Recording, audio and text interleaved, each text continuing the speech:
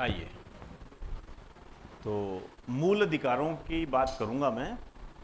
और मूल अधिकारों के संबंध में हमारे सामने एक महत्वपूर्ण अपडेट आया है।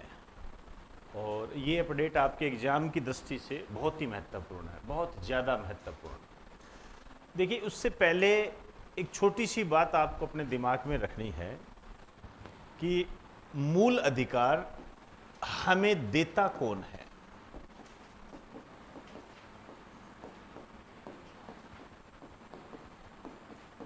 ये सवाल है, मूल हम अधिकार हमें कौन देता है।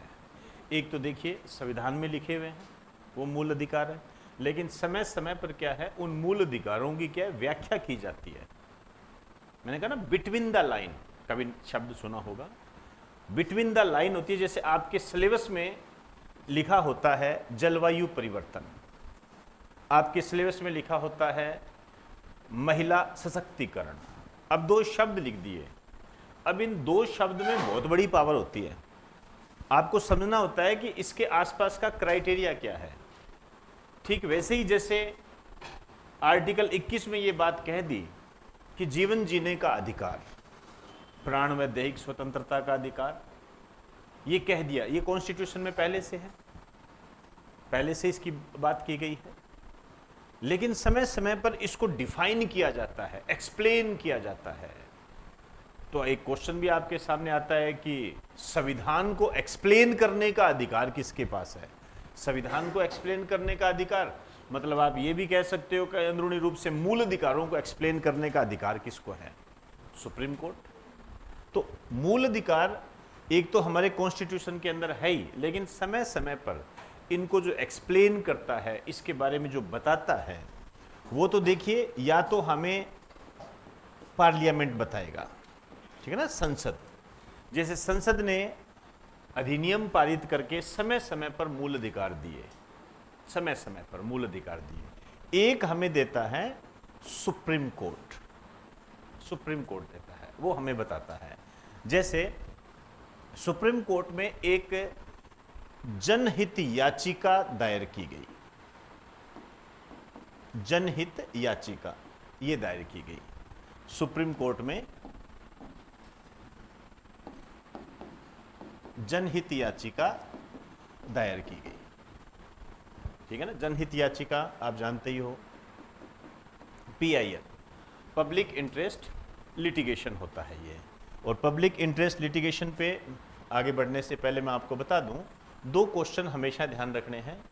एक तो इसके जनक कौन है, आप सभी जानते हो, जस्टिस PN भगवती। और एक आपके ये आता है कि जनहित याचिका का विचार कहां से लिया गया है, ये लिया गया है अमेरिका से। ये दो क्वेश्चन आपके हमेशा तैयार होने चाहिए। तो जनहित याचिका सुप्रीम कोर्ट में दायर की गई, उसमें यह कहा गया कि जो जलवायु परिवर्तन है, जलवायु परिवर्तन है, उस संबंध में सुप्रीम कोर्ट बताए जलवायु परिवर्तन। क्योंकि आप जानते हो कि जो क्लाइमेट चेंज हो रहा है, इसके प्रभाव आप समझ ही रहे हो। आप देख लीजिए, प्रोडक्शन प्रभावित हो रहा है फसलों का, आप देख ही रहे हो। निरंतर देखो कितनी गर्मी या बहुत ज़्यादा सर्दी, दोनों स्थितियों से आप निपट रहे हो।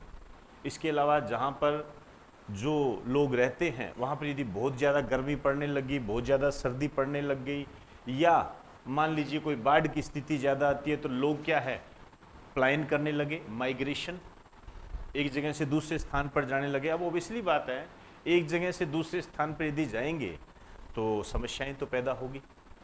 अभी जो CAA लागू किया है, अब हम जब उनको नागरिकता देंगे तो समस्याएं तो देखिए आएगी, आएगी। ठीक है, उन समस्याओं से हम निपटेंगे, लेकिन हम ये नहीं कह सकते कि समस्या नहीं आएगी। तो जलवायु परिवर्तन से बहुत सारी समस्याएं आती है, ये आप बखूबी जानते हो। अब इस संबंध में सुप्रीम कोर्ट ने क्या कहा, सुप्रीम कोर्ट ने कहा कि जो जलवायु परिवर्तन है, क्लाइमेट चेंज है, इसके लिए संसद काम करे, सरकार काम करे, ठीक। क्योंकि जलवायु परिवर्तन, क्लाइमेट चेंज जो है, एक मूल अधिकार है, मूल अधिकार है। मेरे कहने का अर्थ यह है कि जो संसद है वो जलवायु परिवर्तन के प्रति नियम बनाए, इससे सुरक्षा दिलाए, सुरक्षा दिलाए। आप इसको ऐसे भी कह सकते हो, जलवायु परिवर्तन से लोगों की सुरक्षा एक मूल अधिकार है, फंडामेंटल राइट्स है। क्लियर? ये अभी बात हुई है अप्रैल 2024 के अंदर, और ऐसे ही क्वेश्चन बनते हैं। तो जलवायु परिवर्तन से लोगों की जो सुरक्षा है ये मूल अधिकार है, और इसको बकायदा जो शामिल किया है या जो ये कहा है कि ये कहाँ है, ये 2 आर्टिकल आपको ध्यान रखने हैं। एक तो है आर्टिकल 14, याद कीजिए, विधि के समक्ष क्षमता, विधि के समान संरक्षण आपको बताया हुआ है, उसके तहत ये बात आती है। कानून के दायरे में सभी समान है, ठीक, समानता को रिप्रेजेंट करता है, समानता में जीवन भी आ जाता है। एक तो इसको, और एक है आर्टिकल 21। इन 2 आर्टिकल के तहत इनको व्याख्यात करके, इनको एक्सप्लेन करके सुप्रीम कोर्ट ने ये कहा है कि जलवायु परिवर्तन से जो लोगों की सुरक्षा है ये एक फंडामेंटल राइट्स है। मेरी बात समझ गए होंगे सारे, ठीक है ना? ये नया है, अप्रैल 2024 की बात है ये। अब ऐसे जो अपडेशन आते हैं यही क्वेश्चन होते हैं। अब हो सकता है आपके जलवायु परिवर्तन की बात ना करे, हो सकता है, जैसे क्या कहता है वो आपसे क्या कहता है कि निम्न में से कौन सा मूल अधिकार नहीं है। अब हम तो क्या है 6 जानते हैं, या अंदरूनी कोई बात है वो जानते हैं, इसके अलावा हमें तो आता नहीं। इतना आ जाए तो सबका रटा रटाया होता है, वो करके भी आ जाते हैं, लेकिन ऐसा होता नहीं है। ध्यान रखें, क्वेश्चन जब आप पढ़ोगे तो आपको नई नई स्थितियां मिलेगी, सीधे क्वेश्चन नहीं आते। जैसे आपसे कह देगा निम्न में से कौन सा मूल अधिकार नहीं है, उसमें आपको कह देगा जीवन जीने का अधिकार, नींद लेने का अधिकार, ठीक है, तीसरा दे देगा जलवायु परिवर्तन से सुरक्षा का अधिकार, चौथा दे देगा हड़ताल का अधिकार। तो हड़ताल का अधिकार क्या है?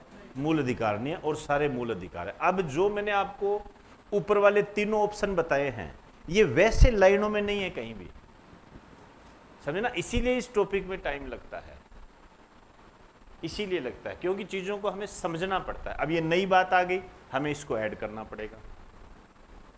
समझ में आई बात सारी? तो ठीक है, इसको एक बार आप उतार लीजिए।